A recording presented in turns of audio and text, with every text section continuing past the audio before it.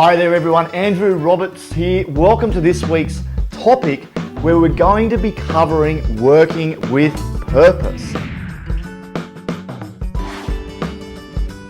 It was only recently I was having a few glasses of red wine, in fact more than a few glasses of red wine with a mate. And we got onto this topic of working with purpose and what's a mission and how do you discover this life purpose of ours. And it's amazing what happens when you're drinking red wine, isn't it? It really does bring these conversations out. But we came up with some really interesting ideas, 3 ideas, which I wanted to share with you today. You see, it's very cliched. We're all taught, when you've got to figure out what you're born to do, you've got to figure out your mission, figure out your purpose. I think many people, I hear this, but I don't know about you, but I've never been shown the tools, the techniques on how to discover it. And I thought, from my experience, you may get some ideas, particularly from this conversation we recently had, that you can actually put into your life to assist you with this. For those of you that have figured out your purpose, we really encourage you to also share some thoughts and ideas for listeners on this interesting, rare conversation. So my whole journey really kicked into gear around about 7 years ago when I went to a talk on philosophy, and I was introduced to a guy called Buckminster Fuller, Bucky Fuller. Now this guy was going through a lot of turmoil in his life and wasn't working on purpose, and at the time, unfortunately, his daughter passed away. She was sick, and this Bucky Fuller took a lot of responsibility for it, and it sent him into depression, and actually for 2 years he didn't talk. He decided he was going to kill himself, commit suicide by swimming out into a lake. Now, he got out into the lake, and just at the point of suicide, as he was drowning, he heard a massive voice that said, "You don't own you, the universe owns you." And Buckminster Fuller had such a tremendous impact on his mindset that he decided he didn't commit suicide. He dedicated his life to understanding this. Now, this message was passed on to me, and it really hit me. You don't own you.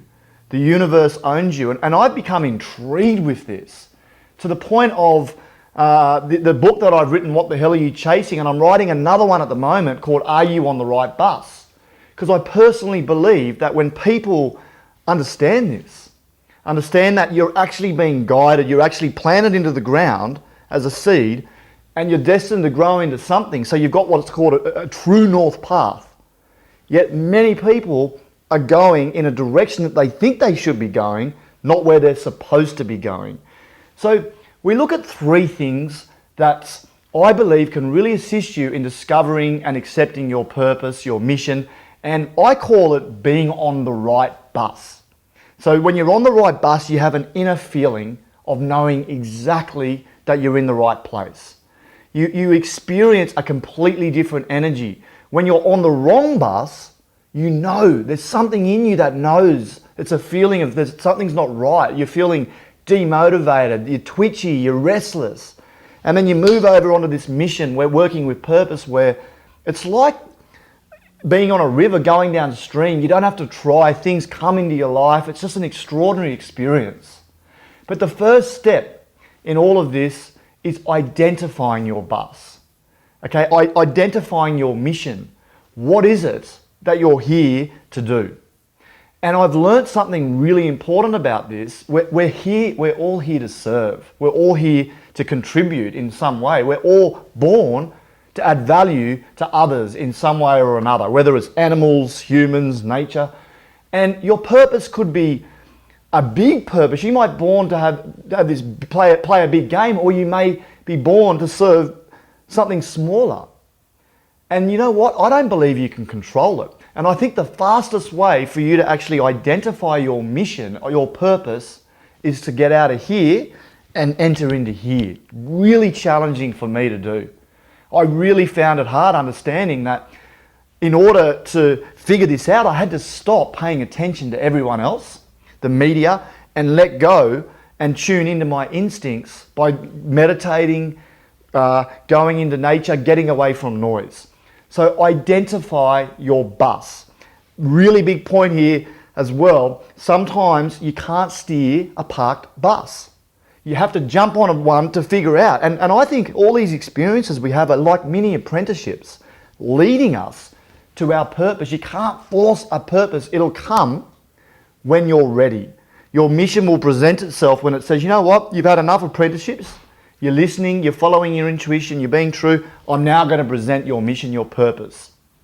Number 2, we need to accept our bus. We need to accept our mission. This is huge.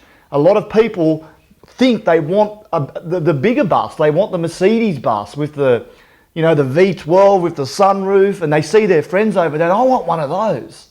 And they try really hard to push towards it, chase after it, but all they're doing is pushing it even further away. Sometimes we just have to accept that, wow, this is what I'm born to do. It's a major, major thing. It's like me. Years ago, I had this belief that I wanted this multi-million-dollar company and I was going to travel the world and sit on beaches and all this. And it was wrong. It was until I accepted that this is what I'm supposed to do. Until I accepted that I'm supposed to help people learn about this stuff. And as soon as you fall in and accept and remove the fears, for me, the number one fear is the fear that things won't work out. The fear that if I fall and follow what I'm passionate about, what my heart's telling me, we all think that it's not going to happen. But as soon as you do, it's like the floodgates open. This is flow. Everything starts showing up for you. It's incredible. Once you listen to it, you follow your intuition, everything manifests itself. I call it flipping your life. You focus on doing what you're supposed to, and then all the other stuff that you were chasing starts coming. The third step is enjoying your bus journey. Okay, this is huge. So enjoying your mission. So remember the first, defining your mission, understanding your bus. Second one, accepting it. Third one, we need to enjoy it. And if you look at all the different traits that are going on around us, we've got health, we've got social, relationship, family, we've got finance, we've got career, we've got spiritual. All these things in our life, we need to keep the balance. Because if we whack out of balance, we'd stop enjoying the journey. There's a little saying, the law of control. We feel happy when we're in control of our lives, all areas of our lives. We're unhappy when we're not in control. And so what I've learned is the discipline to manage all those areas that enables the bus driver to sit back and allow the current, if you like, to move us forward at a really fast speed. It's a fascinating experience. So just remember the 3 steps: identifying mission, accepting, and then enjoying your journey, your bus ride. And for me, this is what enables us to work with purpose. And just the last point on this, it's all about others, contributing, serving. That's working with purpose, and the benefits will just completely alter and change your life. For me, you get excited about a Monday instead of just being excited about a Friday, because you love your work. They become one of the same, and you let go of retirement and all these crazy things. But look, would love to hear your comments below this. Really, as I said, this is our mission to bring this information to you. So please forward it on to others. Please comment below. And please, if you've got other ideas, share this with our community and listeners and below, so we can hear what else, some other tips that people can use to work with purpose.